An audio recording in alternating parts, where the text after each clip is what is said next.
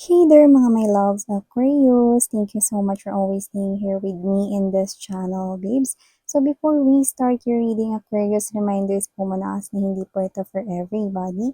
And just pick up only the messages you think are for you. At kung feel mo na reading na tayo para sa'yo, then this reading might be really for you. And yeah, we're gonna take a look at your messages for September 2024. Pero yan mga babes, na bago yan, alam niyo naman ang ating mga drill dito. So, wala tayo ditong gender, babae, lalaki, LGBT, even cross-watchers ni Aquarius.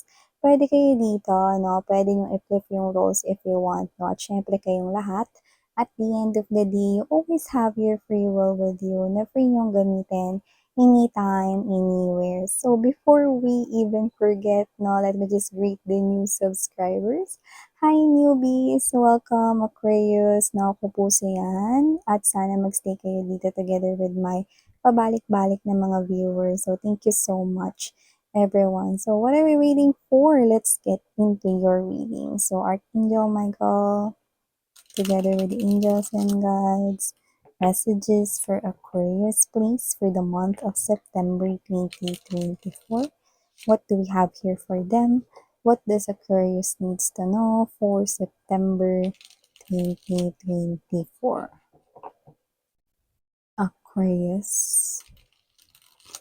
Aquarius for the month of September 2024.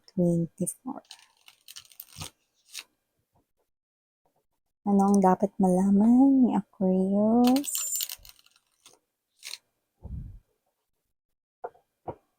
Okay, let's go ahead and check these messages for my Aquarian people.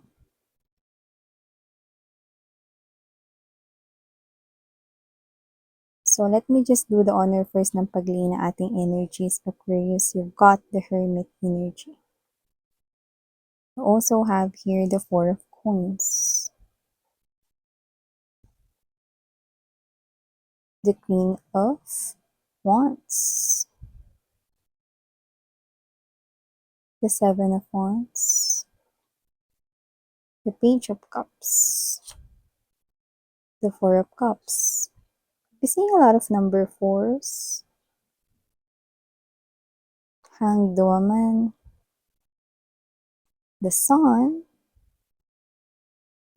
the Knight of Wands, World card energy, bottom of the deck, Strength card, Queen of Cups, Ace of Swords. So, mukhang magkakaalaman na dito mga babes, no? Wala man sigurong tulakan dito sa pader. Yan, no? Yung mga eksena sa mga K-drama, sa tulakan sa pader na tapos ikikiss kayo, mga ganun. Pero nakita ko rito na mukhang huli ka, no? Kasi meron dito na mukhang alam na rin yung feelings mo para sa kanya. So, I think, no, magkakaaminan na kayo dito ng real feelings ninyo for each other, no? Tsaka dito parang sinasabi ng mga energies na kuha ko rito, no? Marupok ako, miss yan.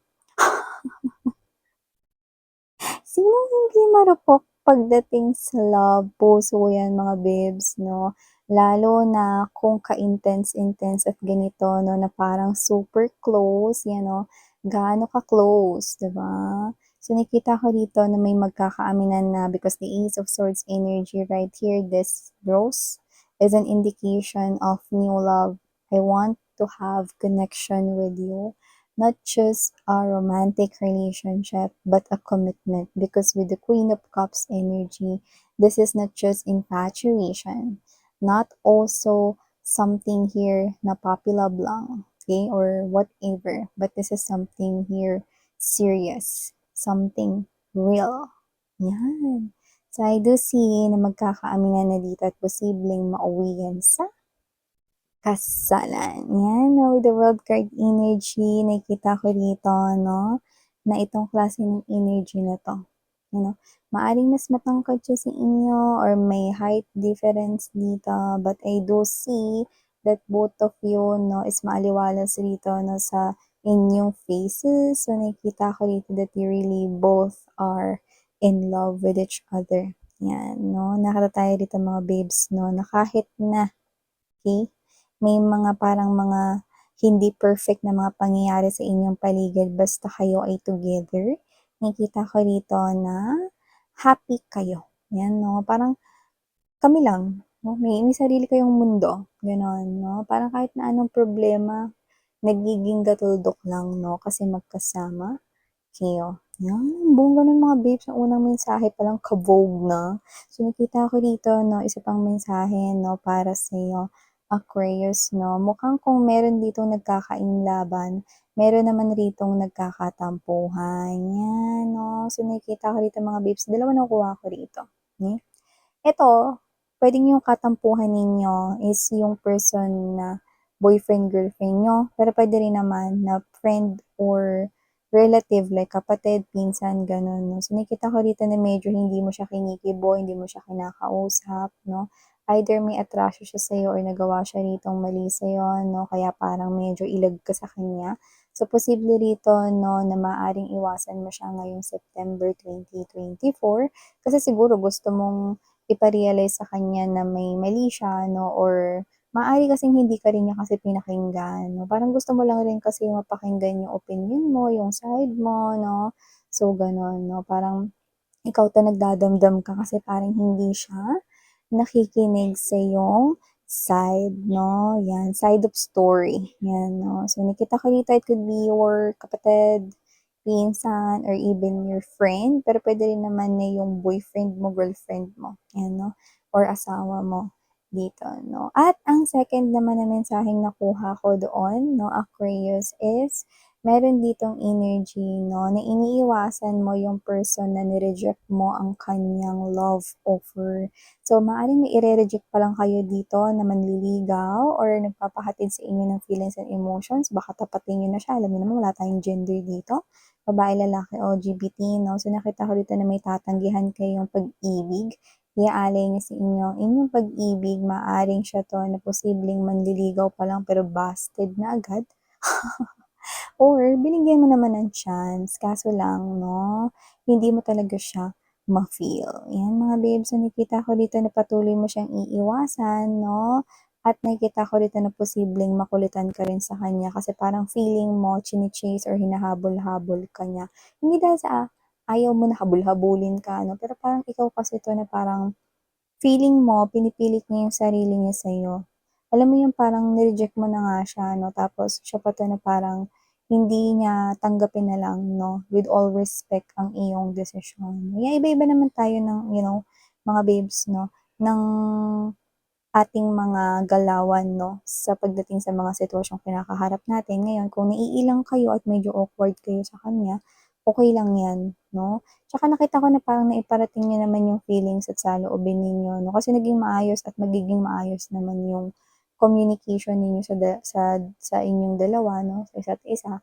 Kaya nakikita ko dito na parang ikaw 'to na wala ka namang dapat na ipaliwanag pa. 'Yan. So, maliban diyan, Aquarius, nakita rin ako dito mga babes 'no, ng energy na bonggacious 'to, Sun card energy and the Queen of Wands. Mukhang meron ka ritong gustong ipursige, i-push. 'No? At ito ay sa ngalan ng pag-ibig. Siguro may nagugustuhan kayo ditong person 'no, oo, nakikita ko dito na nagpapaganda kayo para sa sarili ninyo 'no, pero kalakip nito 'no ay posibleng isa or parte na rin ng dahilan is para mas ma-inlove sa'yo yung person na gusto mo o yung iba para mas mapansin kayo rito. So, maaaring mas mag-glow up pa kayo, mas gumanda at mas magpaganda pa kayo. Baka iba magpakulay ng hair dito or ibahin ninyo yung hairstyle ninyo, iba baka magpa-bangs. So, nakita ko dito na maaaring kayo ay, mag-iba ng pananamit 'no, depende sa kung ano yung type ng person na nagugustuhan ninyo 'no, 'yan. Miss yan, napapansin ba ako niyan 'pag nagpaganda ako ng ganito, ganito yung gawin kong ayos, blah, blah, blah, blah, blah. Yeah, okey. Mapapatingin siya sa inyo rito, bakit? Kasi napapansin naman na na niya kayo nung una pa lang, 'di ba? So, nakita ko dito mas mai-inlove yan sa'yo. Yan 'no, person mo man na yan or nanliligaw pa lang sa'yo or ikaw yung mismong gustong manligaw or magparating sa kanya rito ng atensyon, nakikita ko ditong mapapansin ka niya. Yan. At yung iba posibleng mapatitig pa sa'yo. Yan, 'no. So, nakita ko dito na maaaring may gawin kang enhancing of your appearance this August, 'no? At posibleng yung iba na September mo talaga yun gagawin, yan. So, maliban diyan 'no, Aquarius, nakita rin ako dito na ng posibleng argumento sa pagitan mo at ng isang epal. Sa tingin ko sa trabaho ito 'no, parang sinasabi niya lang kung ano yung nararamdaman niya, sinasabi niya lang kung ano yung opinyon niya 'no, pero alam mo yung wala namang laman yung sinasabi niya rito. So, parang siya yung klase ng energy na parang talk, talk, talk lang 'no, usap-usap lang 'no, pero no actions or less actions 'no. So, puwedeng katrabaho mo siya or whatever 'no, parang gusto niya rito na maganda yung outcome 'no, ng gagawin niyong work kung kayo man ay team dito 'no or whatever 'no. Pero alam mo na parang may kulang sa kanya 'no, kasi puro lang siya salita pero hindi naman niya nakikita kung paano ito gagawin or isasagawa 'no, sa realidad, 'yan 'no. Kulang sa plano, 'yan. So, ikaw 'to na parang yun yung point mo pero hindi niya ma-gets. Iba 'to dun sa kanina 'no, na sinabi ko sa inyo na na maaaring hindi ninyo pansinin. Kasi ito, gusto ninyong pansinin niya kayo eh. Kasi trabaho ang maapektuhan dito or yung pag-aaral ninyo kung may mga estudyante dito eh, no? So, yan. Importante talaga, no, lalo na kapag ka-working ka in a company with your colleagues, importante talaga yung nag-uusap. May conversation na nangyayari, no? Kasi para yan sa kumpanya, para yan sa trabaho. Kasi kung yan ay mabubulilyaso, pare-parehas kayong mapapagalitan, 'di ba? So yan, 'no. Tsaka sa trabaho hindi puwedeng putak ng putak 'no, kailangan yung utak din, 'di ba? So whoever this individual is 'no, medyo may itsura siya 'no, pero sayang. Kasi hindi marunong makinig, eh, 'yan 'no. So maliban diyan, nakita rin ako dito ng energy mga babes 'no, na meron ditong magkakaroon ng crush sa inyo, 'no? Pero nakita ko na parang ito ay cute, parang hindi mo naman 'to seseryosohin, pero matutuwa ka lang na parang parang may ganito, eh, parang may teenager na lalapit sa'yo or parang meron ditong sobrang bata, 'no, para sa'yo.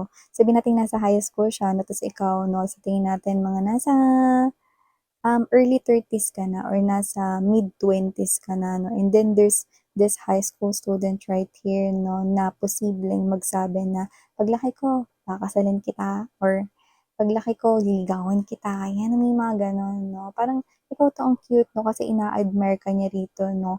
Pero kung titingnan mo 'no, yung kanya ritong heart 'no, ano bang masasabi mo diyan, Miss, yan 'no?